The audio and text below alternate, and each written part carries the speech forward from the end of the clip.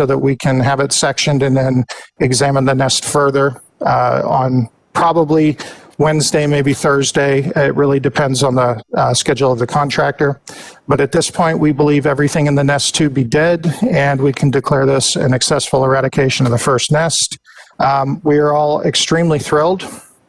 As Carla mentioned, we've received many requests for specimens, mostly for private collectors, and unfortunately that's not going to be able to happen with this particular eradication. Several of these are going alive to the USDA so that we can continue to do research on lures and attractants. Basically, we will be doing assays to see what types of chemicals they react to, and we have not had this opportunity yet, as most of these are alive over in Japan, Korea, and other parts of Asia. So this is the first time a researcher will be able to look at that here in the United States. The rest of them will be flash frozen, and that means in a -80 freezer, and so that we can do work on the genome. For this, we will also provide some of the ones that are frozen to APHIS's Otis laboratory, where they will do a body wash basically to try to pick up chemicals that may be involved as pheromone cues as well. And the rest of these are pretty much going to be slated for land-grant universities so that they can be put to use for education and outreach, which is the charge of a land-grant university. And most of those that have collections will be receiving specimens of these. We have to, of course, arrange for mailing and all of that and get them pinned up first, but that's pretty much going to do it for all of the specimens that we collected. I've had several questions about the equipment we used. Our suits are made by Venom, and we purchased them off of Amazon. Actually, our safety team was kind enough to provide those for us back in February. We actually still don't know if they work, so I wouldn't run out and buy one just yet. As I mentioned, no one was stung, and none of us were even attacked by a hornet while performing this eradication. And as a manager, I am absolutely thrilled that I had zero paperwork to fill out for injuries during this whole event. And so from my perspective, that alone was a huge success. No one was stung, and no one was even attacked that we're aware of. And so that was a wonderful coup. And I also had specific questions from 911 services in Korea and other places. We don't actually believe it matters what brand of shop vac we're using, just that it has very strong suction and is reliable. But it is literally a shop vac, and our special collection chamber, which looks great, uses, I guess, reducers made by Fernco Company. Somebody wanted to know that specifically. And that's what they are. They're flexible pipe reducers, basically. And inside of the one on the bottom, there's a wire cloth, which stops the hornets from going down into the vacuum itself. And then we top it off with a cork on the end once we're done doing the vacuuming. Interestingly, all of the hornets that we vacuumed up looked quite dead the morning of the eradication. They were not moving at all. Dr. Chris Looney took them back, and they all revived and were quite active. I believe he took a video of that. I'm not sure if Carla has that available or not, but you can actually hear them buzzing. It's a pretty nice video. And with that, Carla, did I forget anything at all? I think we just wanted to mention the USDA role. Yes. So yes, we did have a member of the USDA with us to assist throughout the entire thing. And of course, very little of this is possible without their funding. And what would we do without the loan of their trackers? They turned out to be extremely useful in getting to the nest. And I'm going to tell you right now, being the one who was literally standing under the nest when it was found, we don't find this nest without the tracker, I don't think, unless it's a bad day for someone. And so to me, the trackers provided by the USDA really helped to make this happen. And this happened on very short notice. I believe they overnighted this to us the Thursday before, and we already had them in the field and working, and put them to use within less than a week. So our thanks again go out to the USDA, who has been nothing but supportive throughout this entire thing. And one battle down, we assume we have one or two more nests based on our trapping from this year, and we're going to continue to look for those and just keep fighting this keep fighting these battles until we have eradicated Asian giant hornets, if that's possible. Great, thank you, Sven. We'll now be taking questions, but first a couple of reminders. Please do not unmute your own line to help control have the best sound. And if you have a question, please use the raise your hand function, and I will call on you and unmute your line for you so that you can ask your question at that time. You can also submit questions using the chat function. So, oops. Sorry. Okay, we have Joe Tian up here. I'm going to unmute your line. You can ask your question.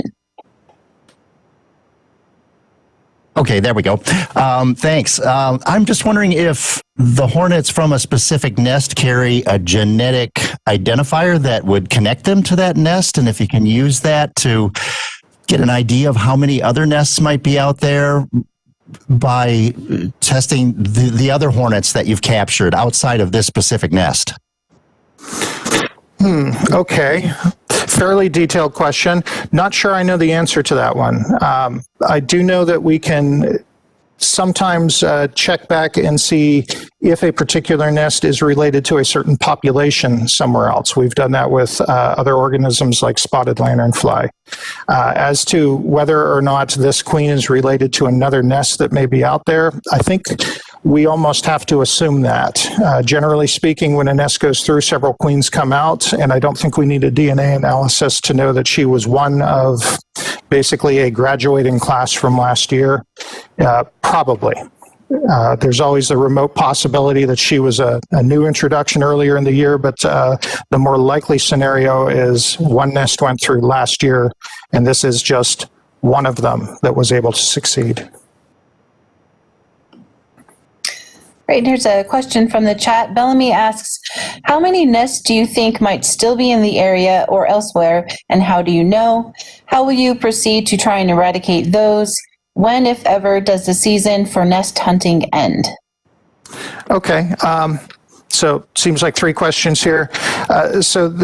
We believe there to be at least three this year, and this is based solely on our trapping data. We have captured specimens in downtown Blaine, down in the Birch Bay area a couple of different times, and then just one specimen over in Custer, which was a male, so we're not sure if he was just out roaming or whatever. But, you know, there's a chance for three more based on trapping data alone. The nest hunting season ends after we get a couple of really cold, hard freezes, if you will, and things start flying for the year.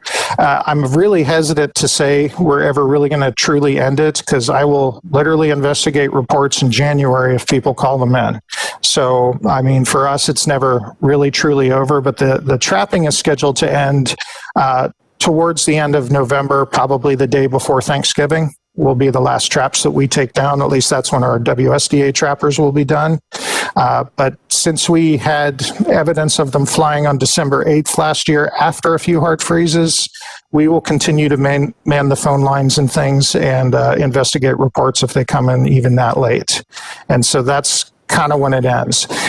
As to whether or not we're interested in nests after a point where breeding cast has gone out, the answer is absolutely yes. Recovering a nest that's already spent is also of great value because it gives us an idea of what we might be dealing with next year. So it's important to investigate those if it comes up. But to be honest, without a specimen to track back through some of the terrain we're in, it would be very difficult to locate a nest without having one of the workers take us back to it, is at least what we're experiencing. And did I forget the third part, Carla? No, I think you covered it all. Okay. Nick from Como, I'm going to unmute your line so you can ask your question. Appreciate it. Thanks so much. I was wondering how many years would total eradication take when it comes to these hornets? And then also, how long will it take, or where would we get until we've reached sort of an uncontrollable amount of hornets to where they now have to be a part of our society here in the Northwest? Okay, so both pretty good questions. I can't tell you how long it will take. I know it's going to take at least 3 years of negative survey data till I can tell you, hey, it's eradicated. And so as long as people keep turning in positives and the numbers remain low, we are going to continue our attempts to eradicate. Again, we've had thousands of traps literally out this year, not just with us, but with the great citizens of Washington. And we still only have hits in Whatcom County at this point. And so that's still a very small area that we're dealing with. So definitely worth the battle. When we would consider it probably a totally lost cause is when I come in and there's, 20 calls every hour telling me I've seen one and they're in 20 different counties. I mean, there's really no cut and dry for saying when it's too late and we're giving up the fight. But right now it still looks cautiously optimistic that we are still kind of ahead of this. And so as long as we do this and we continue to work with our Canadian counterparts and we all help each other, like everybody's been doing, I think we still stand a really good chance of keeping this out. Curtis asks, you mentioned that the vacuumed out hornets look dead and the images of the hornets in the vacuum container show that. Is that from CO2 or something else? Honestly, I think it's just because it was so cold. These hornets, like a lot of other insects, have a lot of difficulty moving and operating in cold temperatures. In fact, when we want to handle them, when we're tracking, we do put them in a cooler of ice, and that does seem to calm them down, and that's how these were behaving. But honestly, when Dr. Looney took them back and warmed them up, they all woke up. And Carla, can you confirm, are we sharing his video yet? Because they are quite active after warming up. Yes, Dr. Looney's video was posted on social media this morning. Okay, and so I encourage everybody to take a look at that. It's a pretty nice video. I think it might be my new screensaver. It's also available in our Box account for download, just as an FYI. Okay, Demetrius, your line is now unmuted. You can ask your question. Hi, this is Demetrius from CNN. I was wondering if you could talk about sort of how the hornet is an invasive species and kind of what does this mean, the work that you guys are doing, why is it so important? Even though it's in Washington, why would it be important for other people across the country to kind of be aware of these hornets? Okay, certainly. So anytime you introduce an invasive species and it is successful in establishing, it generally replaces other species that were meant to be here and that are important parts of the ecosystem. More importantly for agriculture, these are severe pests of managed honeybees, which are the main source of pollination for a lot of our agricultural systems. And so even though we're just fighting this fight right here in Washington right now, it is literally for the rest of the country because habitat models show that this species is completely well suited, not just to live here in the Pacific Northwest along the coasts, but also basically anywhere east of the Mississippi River. And so, it's a battle that's worth fighting, and certainly just to protect our managed pollinator system alone is a great reason to do it. Jeff Ott from Beekeeping Today says, could you tell us how long the nest was in this location? This season only, last year too, perhaps? Well, from what we understand of the life stages, and there's always exceptions to every rule, we understand that a colony dies out every single year, and that this colony was established by a new queen who had overwintered as a mated queen. And so it can only have been in this location based on its biology for a year. There are exceptions to this rule, but I doubt very seriously that this one was an exception to the rule. We only were able to vacuum out and collect about 100 specimens total. It is in a kind of a confined space in a tree, so hopefully it's a smaller one. We'll find out more on Wednesday whether or not it was large, but it's doubtful that it was a second-year colony, if you will. Hey, Asher Jones, you are unmuted and may ask your question. Hi, thank you for doing this. So I was interested in the tracking devices that you use to track these wasps. I guess in particular, I wanted to clarify whether the previous attempts you used to track the hornets was you were using Bluetooth devices, but this successful tracking was using radio trackers. And then also if you were just able to provide any more details about how this tracking process works or anything about the technology. Thank you. Sure. So first of all, we had originally tried the Bluetooth tracking devices, mostly because of strength in numbers and ease of use. However, the signal doesn't carry quite as far as we need, and so we switched to a radio tracker. We actually ended up purchasing 3 receivers and some radio tags from one company. But in waiting for those to get there, the USDA very generously came through and loaned us equipment that they had been using this summer in the spotted lanternfly program that they were finished with for the year. They overnighted it. And these are very small little nano tags. I believe they're 0.15 grams. And the huge advantage that these provide is that the signal carries for these quite a bit longer distance. And the other thing is the Bluetooth tags really only last about 12 hours, whereas these, I believe the tag that ended up winning the race, if you will, was one we had activated during a training session the Wednesday previous. It was still blipping nice and strong after we had done the eradication on Saturday, which is why I knew it was in the tree. And so just having this available really did help us to up our game, if you will, and really helped lead to this success. Karen Larson asks, are you coordinating at all with officials on the Canadian side of the border? Can you give any details? Sure, absolutely. Mostly we are working with Paul Van Westendorp and Conrad Berube, who are both with the provincial government there.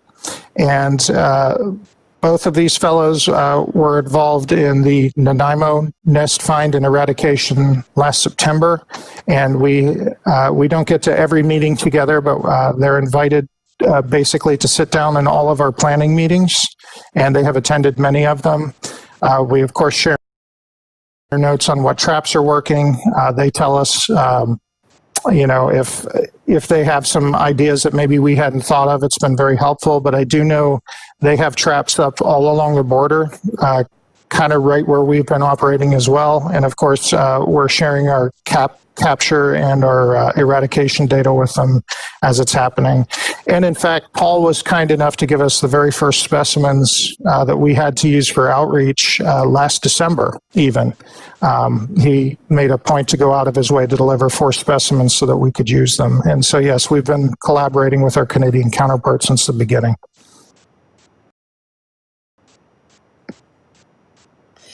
Judith Stanford Miller asks, or she says, thank you for doing this. Can you speak to the potential impact on agriculture in Washington, especially the apple crop, if the Hornet were able to get a foothold in the state? Well, certainly, as we stated previously, since these are predators on managed pollinators, obviously any loss of managed pollinators is going to impact any crop that depends on that. And certainly apple crops are one of these crops that we use. We're also very concerned about our berry crops. We do a lot of blueberries and other cane fruits, particularly up in the region we're working right now.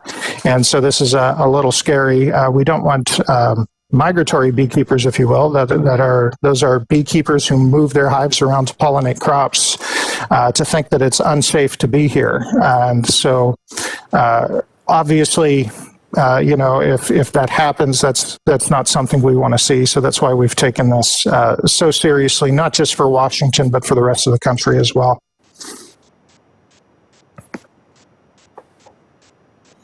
So Bellamy was asking again, just to clarify, I think only one nest in the area where we just conducted the eradication, or do you think there could be more nests in that particular area, I think? There could be. In fact, we've actually left our trapping arrays in place, and we're going to keep them up for some time. One thing the property owner did tell us is that some of the ones that were kind of probably stuck out and sleeping abroad overnight did start returning, and he was able to capture those, I believe. But, it's entirely possible there's more than one nest in that area. The way I think about this is, again, we go back to the big likelihood here is that we had a nest go all the way through last year, which isn't a surprise because we only knew about this in December, and that one or more queens from that original nest were successful. So it would stand to reason that there are some other queens in the area that were able to develop a fully functioning nest, and we just haven't found them yet. We'll know more in the next couple of weeks. If our traps are still picking up hornets in that area, we're going to have to be a little suspicious that there's another one. And if we pick up more live ones anywhere, of course, we'll attach trackers to them, even if we think it goes to this nest, just to confirm that. Joshua McNichols asks, why the red lights on the protective gear? Insects actually have quite a bit of difficulty seeing red light in the dark, but humans can. And so I don't know if you were a fisherman and your parents took you out to collect night crawlers at night, but you use a red flashlight because they won't see it and gives you an advantage. If you turn a white light on, it seems to agitate them. Actually, Chris found this out kind of really early on Friday when he shined his white headlamp into it in the evening, and it seemed to agitate them a little.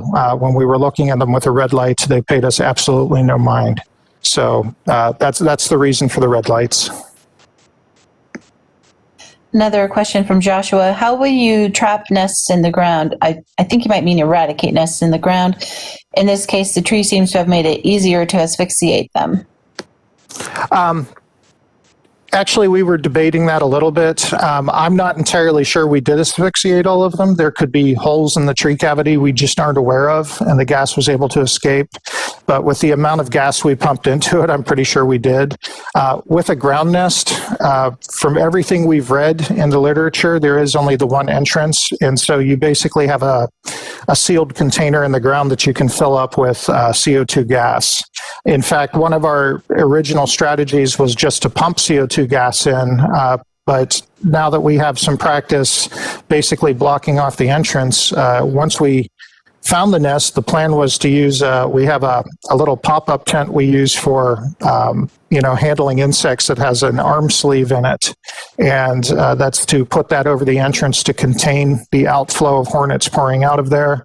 We will then insert the vacuum into that tent, get those that are in the tent, and then continue to get the ones pouring out of the hive. But actually, to me, a ground nest is going to be a little bit easier because I don't need to bring in a contractor to drop a tree and then try to hack the tree up to get the nest out. So we're still not completely out of the woods. When we drop the tree, there's a chance there might be something still alive in there, so we still have to sort of be on guard.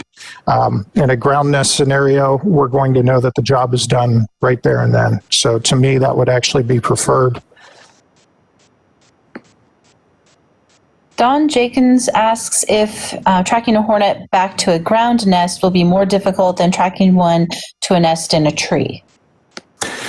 I'm going to have to say probably not. The tags we're using seem to do very well. In fact, I believe it's one of our counterparts that we exchange ideas with in Jersey, in Great Britain. I believe actually already did some tests where he buried the trackers in the ground a little bit and was still able to get a fairly strong signal. Chris Looney may correct me on that because he's the one who was in contact, but I believe that's who did that. And the fact that this tracker is seemingly inside of the tree and I'm still getting such a strong signal, I have to think that a radio signal carrying from inside a void in a tree has to be very similar to one under the ground as well. And remember, they're not going too far in the ground, so some signal should be able to get out. Next question, how many nests would signal that the problem is out of control? I don't think there's a clearly defined number. If a nest kicks out 200 queens in a very localized area and we find all 200, I'm not too concerned. It's more the spatial location of the nests. When we start finding them all over the place and there's no explanation for them, that's when I start thinking there's a problem that we're not going to be able to deal with. As long as it remains localized, I think we're probably okay. to continue with the thought of eradication as possible. Could these hornets survive in the eastern Washington farm belt?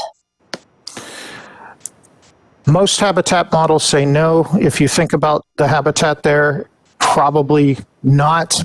However, you wouldn't think that a park in downtown Nanaimo would be completely suitable, yet it was. And so I'm sure there's little microclimates anywhere in the country that might be considered suitable, but I don't think they're going to thrive in eastern Washington once you get down out of the mountains.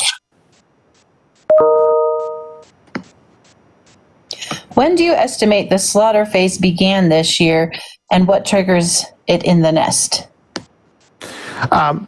Switch over to producing breeding casts is what we believe is one of the things that triggers it, as well as temperature and length of daylight.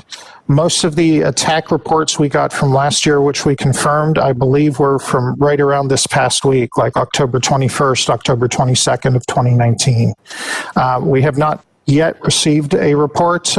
We did investigate one report while we were up there, but those bees were dead of something else. We dropped everything and looked immediately since it was so close to where we were working. But again, there was absolutely no evidence that Asian giant hornet was involved in that. It was just a beehive that died. But yeah, about this time of year. So we're still continuing to maintain our apiary line for apiary attacks. And I haven't received any calls yet, and I don't believe anyone else who was on duty has either. So this is a follow-up back to a previous question. We were mentioning a second-year nest. Does that mean that the original nest from last year is likely still here and in its second year and bigger? No, it's likely dead. These nests usually only last 1 year. And then everybody in the nest usually ends up dying out. Again, I'm not going to say that that always happens because nature is full of exceptions to the rule, but generally speaking, it's a 1 year life cycle for these colonies. So I'm going to I'm going to answer. The next one is asking about the property owner. The property owner does not want to be identified on publicly, but he can... you can send me a request if you would like to interview him, and he will consider those requests. And there was a question about when he reached out to us. He didn't actually reach out to us. We just ended up on his property when we followed the hornet. So the poor guy just had us land in his backyard, basically. You want to have anything to add to that, Sven? No, just they were... Actually, it was a little terrifying because the first thing we saw was their children's play set, less than 20, 30 feet from the active nest. And so that's when we knew we had to contact them immediately. Like Carla said, we followed the hornet there. We weren't called there. Okay, and this is the last question that I have in the chat. So if anybody does have additional questions, please be sure to enter them now or raise your hand so that we can get to them. Last question I have right now is, how tall is the tree and what kind is it? It's a dead tree with a little bit of bark left, and it's fairly tall, 60 feet or so, almost 2 foot in diameter, if you will. And those of us who know trees are 99% sure it's an alder tree. So that's very much what it looks like. There's a question about how cold was it on Saturday morning? Well, I wasn't scraping ice, but it was certainly down in the 30s. How dangerous to humans are the hornets? As long as you avoid them and do not approach nests or do anything crazy like run over them with a lawnmower, they're not entirely dangerous. However, if you stumble into a nest or agitate them or surprise even a lone worker by accidentally sitting on it, they will defend themselves, and the sting is extremely painful. People that have been stung have told us this. If you are particularly sensitive with allergies, you could die from one sting. but that's rare. The likelihood of it being extremely dangerous is when you accidentally stumble into a nest and you sustain multiple stings. This has been known to cause fatalities in Asia for years. The numbers seem to vary depending upon who you talk to, but in Japan alone, it's between 20 to 50 deaths every year. Of course, there are quite a few more colonies there. We don't ever want it to get to that. Again, this colony that we found did not act like it typically acts according to the literature. I was literally standing under the entrance when we found it. Chris and I were having a conversation and they started flying over our heads, and I was closer than we should have been. So we were very fortunate, as were all the folks who participated. If you really do take some time and view some nest eradications and reports from Asia, you will see that this is actually a fairly dangerous thing if you go and mess with it. Otherwise, they're not going to hunt you down. A chance encounter would be the only time you might actually be in any danger of being stung, and usually one sting is not going to kill you. Can you further explain your level of concern about the 3 or likely 3 nests? Actually, it kind of varies. The one in Blaine is of great concern to me because we had a lot of activity last year. We had several apiaries attack last year in Blaine, and this is probably one that I just can't attribute to the other detections we have, and it came so late. In fact, I believe it was either last week or the week before that we haven't had time to have a proper trapping array out. I mean, the trapping array has been deployed immediately, but it wasn't out long enough to really catch anything else to help us hone in on it. So that one concerns me a bit. Birch Bay is confusing. We had an unmated queen, we had a worker, and then we had a photograph of another worker, and then nothing for 3 months. And that is very confusing to me. And then having the male in Custer, a male, of course, in and of itself is nothing. He can mate with a queen. So there's probably maybe not a nest there, but we have to treat it like there is. But to me, the one in Birch Bay is of great concern because we just don't know what's going on and we don't know why they stopped coming to traps. And then, of course, the one in Blaine, because we've had so many hits in the area. And I'm not sure we're done in the area that we just eradicated the nest. It's a very large wooded area, and clearly a nest nearby was successful the year previous. So or likely that was the case. And so to me, level of concern is still there, but the whole staff is actually pretty thrilled. We've now demonstrated that we can actively track, find a nest and take it out. We can do it efficiently without getting people hurt. And that's really what we need to be able to do to really win the war overall, if you will. Can you speak more to the life cycles and typical colonization of these hornets? How many nests are in an area typically, like 10 to 20 or 3 to 4? I think she means in the native range. Yeah, I actually don't know the answer to that one off the top of my head.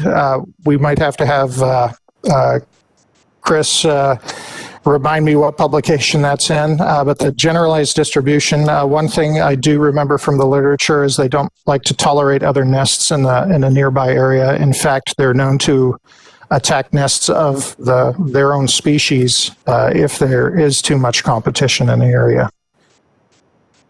And the fact that we don't know how far queens disperse makes it very difficult for us to even wager a guess at that answer. Can you speak to the nature of the venom? Is it more toxic or potent than other hornet species? It's not.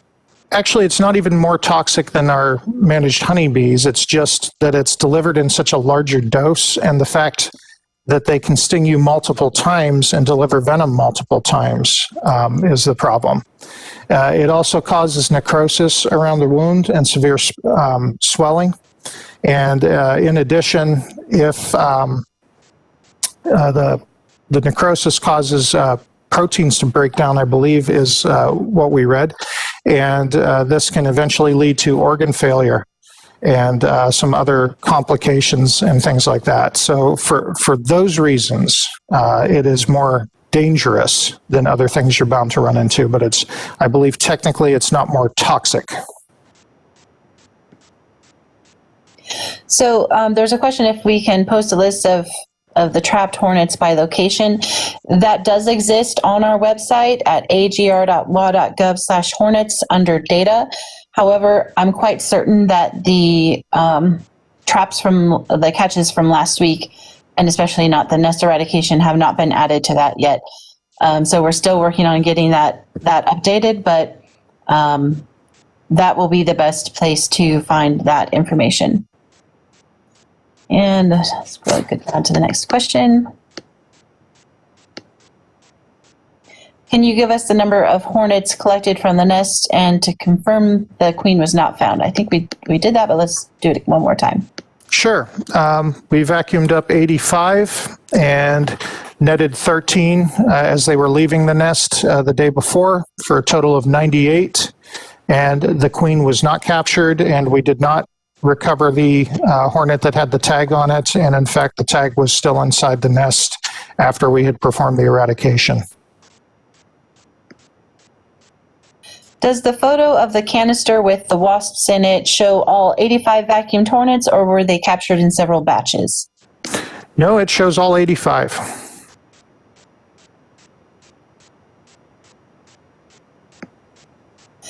There have been reports mentioning these hornets, quote unquote, spitting venom, especially into the human eyes. Is that true? Some folks have been splitting hairs about this, spitting being close to a synonym for spraying. They spray it. And so, yes, a lot of hornets are capable of spraying venom. In fact, during one of our original tagging attempts, as Dr. Looney was attempting to reposition the tag in a chamber, the hornet did release a substance which we believe to be venom in his direction,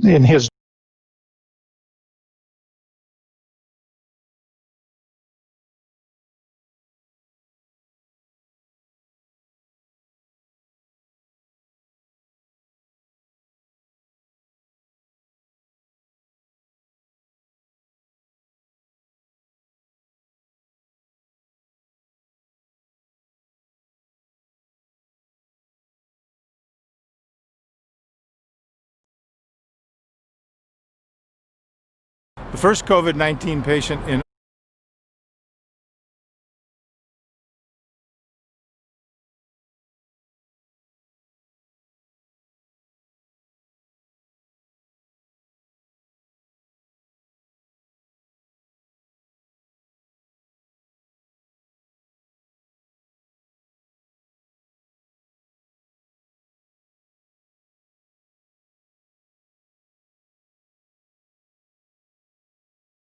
webinar, but we will post this up on YouTube as soon as we can. Should be available later this afternoon.